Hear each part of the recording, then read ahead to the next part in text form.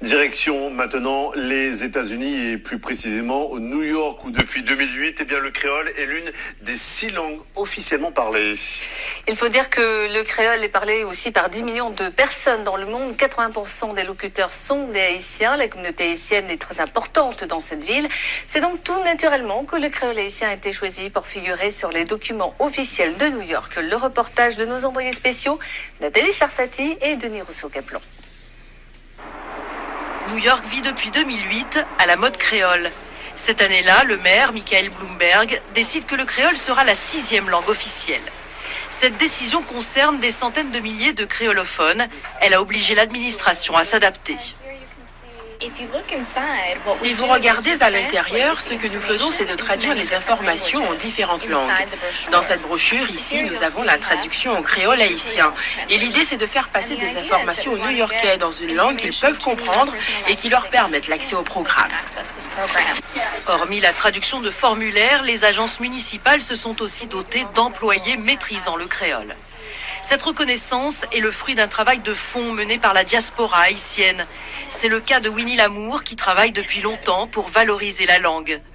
En 2013, elle crée l'Institut des langues créoles. Pour elle, en faire une langue officielle a changé le quotidien des Haïtiens. Cela implique que maintenant, ils ont plus la capacité d'agir pour eux-mêmes, plus de possibilités d'aider leur communauté et leur famille. Pour moi, cela veut dire aussi qu'à long terme, les Haïtiens ont gagné en organisation. Nous retrouvons Winnie 2 jours plus tard à l'université de New York où elle dispense des cours de créole. Depuis quelques années, l'intérêt des étudiants pour la langue est grandissant.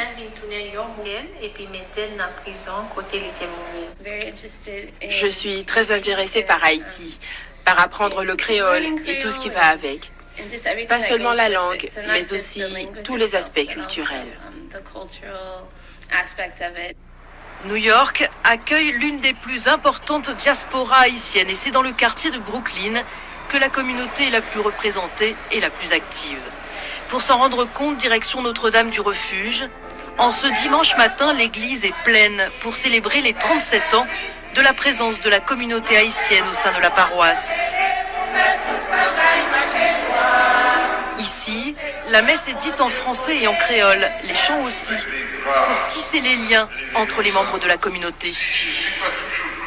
Ici, ils ont besoin de prier dans leur langue. Et parce que je ne parle pas créole, j'essaie avec le français.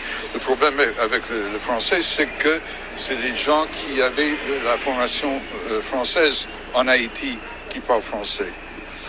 Les jeunes ou les gens qui étaient trop pauvres d'avoir une formation, une éducation en Haïti, ils parlent que le créole. Il est loin le temps où les Haïtiens craignaient de parler créole. Aujourd'hui, on s'exprime et on chante en créole.